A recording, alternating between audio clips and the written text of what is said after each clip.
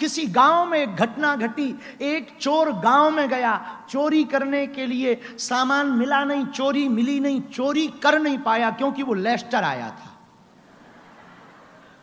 बड़ा परेशान हुआ, चोरी नहीं मिली, रात का वक्त था, रात गुजर गई, सुबह हुई, उसने सोचा चलो चोरी हुई नहीं, आज तो धोखे में रहे, आज तो श्री गणेश भी नहीं हुआ, बौनी भी नहीं हुई, खाली हाथ जाना पड़ेगा। लेस्टर के बाहर शंकर जी का मंदिर फंस गया। उसने कहा कुछ ना सही भगवान ही सही, मंदिर में कुछ तो होगा, घंटिया होगी, मुकुट होंगे, प्लेट होगी। मंदिर में गया, मंदिर शंकर जी का था, दोनों हाथ जोड़ के बोला मिले हो तुम मिले। राम जी होते तो मुकुट होते, राम जी होते तो तीनों लोगों के मुकुट होते, प्लेट प्लेट होती। अब भोले बाबा के मंदिर में तो केवल भोले बाबा होते हैं और कुछ होता नहीं।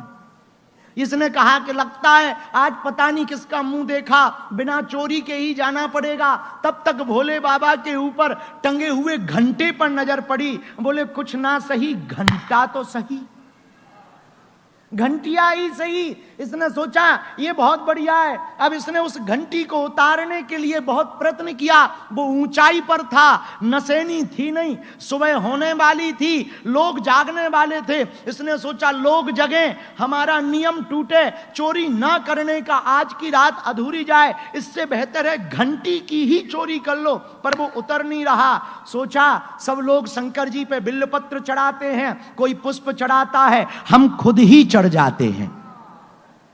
और शंकर जी के ऊपर चढ़ गया। इसका मतलब ये नहीं कि तुम भी कल चढ़ना, नहीं, अर्थ बता रहे हैं। वो शिव जी के ऊपर ही खड़ा हो गया, घंटी को खोलने लगा, नीचे से आवाज आई मांगो हम प्रसन्न हैं।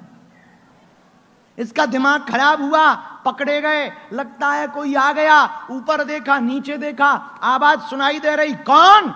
बोले जिसके ऊपर तुम टंगे हो हम वही हैं।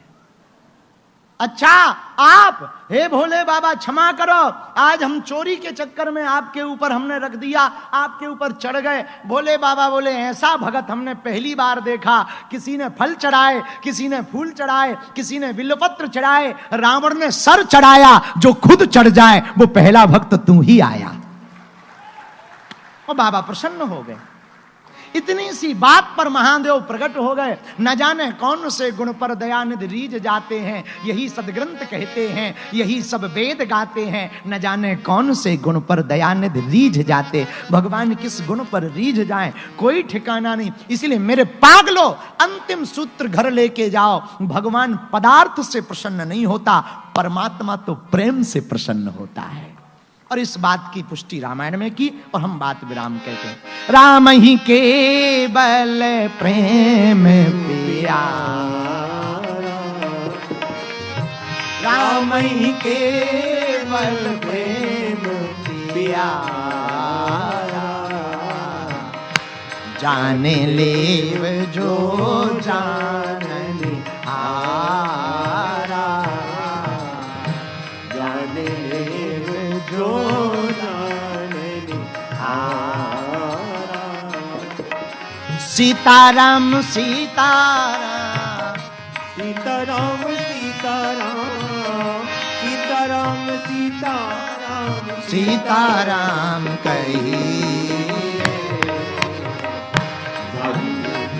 के राम कान्ही कहिए, जाहि वीरा के राम कान्ही कहिए। रामचंद्र भगवान की, बागेश्वर बालाजी महाराज की। तो गोस्वामी जी कहते राम ही केवल प्रेम प्यारा, जान लेव जो जान। प्रवीण तुमने पूछा तनाव मुक्त कैसे रहें, शायद तुम्हें आज की कथा में उत्तर मिला होगा। तनाव मुक्त रहने का तरीका है झंझट कम पालो। क्या करो? हैं? बोलो बोलो बोलो। तुम लोगों को समझ आई बात? नहीं आई? क्या कम पालो?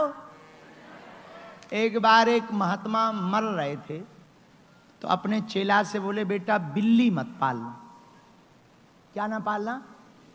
कैट, बिल्ली मत पालना। और वो मर गए। चेला बोला गुरुजी बता नहीं गए कि बिल्ली क्यों ना पालें।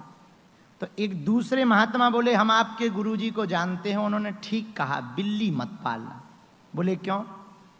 बोले दरअसल तुम्हारे गुरुजी जब नए नए बाबा बने, नए नए गुरुजी बने, तो जिस झोपड़ी में रहते थे उसमें चूहे ज्यादा थे और चूहे रोज लंगोटा काट जाते थे, कपड़े लंगोट, फक्कड़ महात्मा थे।